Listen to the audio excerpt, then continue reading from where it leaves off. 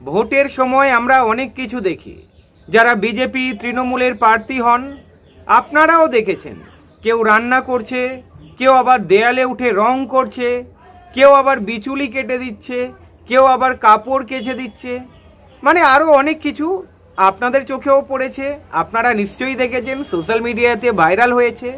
তবে আজকের এমন একটা দৃশ্য আপনাদেরকে দেখাবো, আপনারাও অবাক হবেন এবং আপনারাও স্যালুট করবেন। একজন প্রার্থী, বাম প্রার্থী, ইসলামপুরের বাম প্রার্থী শামী খান বাচ্চাদের পেছনে দৌড়াচ্ছে। উদ্দেশ্য কি জানেন? ওই বাচ্চাদের ধরে যাতে স্কুলমুখী করা যায়। আলোচনা করব, ভিডিওটা আগে আপনাদের সঙ্গে শেয়ার করি। কোন দিকে? আরে এদিকে করলে বলছে। এ লোলো, ভাববি না বেটা, লোলো ভাববি না। চাবিটা পড়ে গেল, চাবিটা পড়ে গেল, দেখো চাবিটা ওঠা, চাবিটা ওঠা ওঠা। এ লোলো, টান দৌড়াবো, টান টানাম।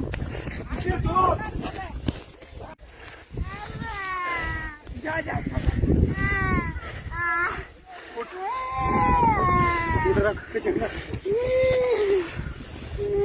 বাপরে বাপরে, দৌড়ায় দৌড়ায় হালত খারাপ।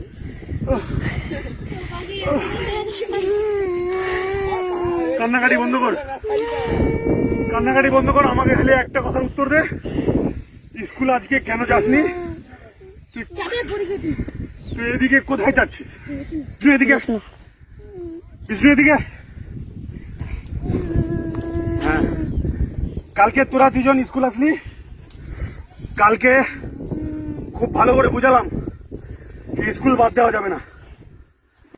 বাবা মা স্কুল যেতেই বলেছি, এরা ভেবেছিল যে আমরা আজকে পার পেয়ে যাব, যেখানে ঢুকবে ওখান থেকে বের করে নিয়ে আসবো।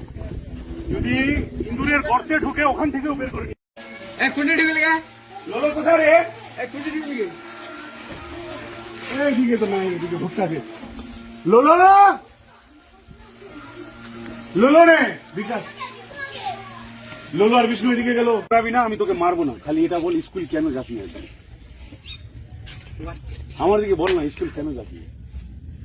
এইদিকে তো আবার বলছে যে জ্বর হয়েছে, স্কুল যাবে না, আবার বলছে এখন স্নান করলো। মাথাটা ভালো করে মুছেও নি। আজকে স্কুল যাবি না? কি হয়েছে? শরীর খারাপ?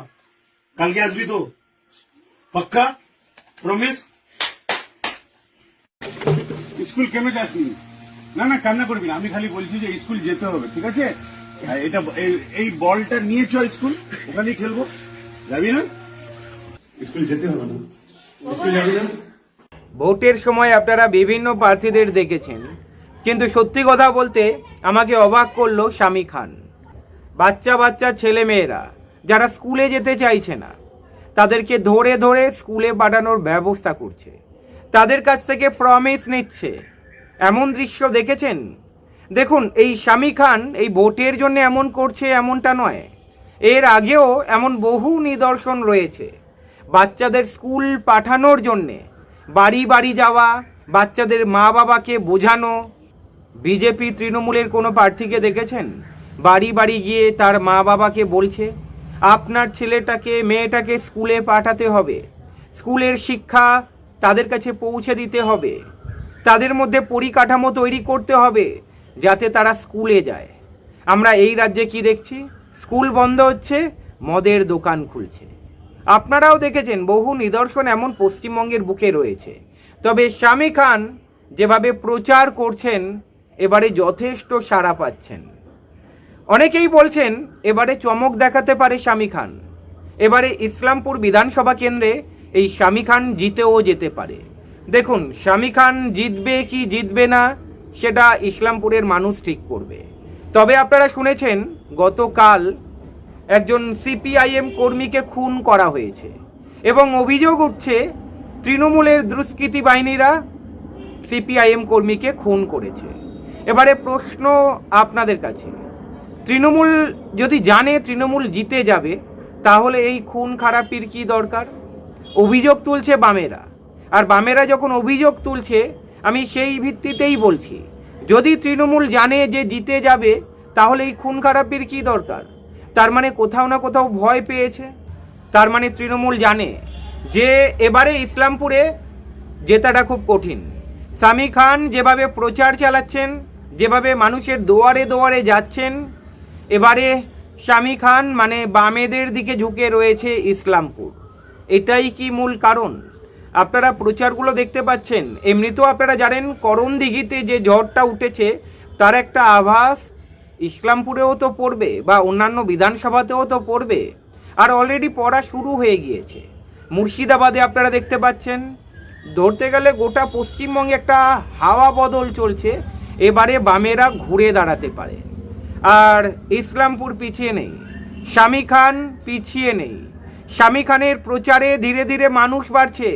সাধারণ মানুষ বলছে আমরা তোমার সঙ্গে রয়েছি, মানে শামী খানকে বলছে, কিন্তু তারা প্রকাশ্যে আসতে পারছে না। অনেক সিপিআইএম কর্মীর সঙ্গে কথা হয়েছে, তারা বলছে সাধারণ মানুষ ভোট দেওয়ার জন্য উঁচিয়ে রয়েছে, কিন্তু তারা প্রকাশ্যে আসতে পারছে না, তাদের জীবনের ভয় রয়েছে। দেখুন, ভোটের পরেই তো বোঝা যাবে ঠিকঠাক ভোট হলো কি ছাপ্পা ভোট হলো। যদি ঠিকঠাক ভোট হয় তাহলে শামী খানের জিতে যাওয়ার কথা রয়েছে।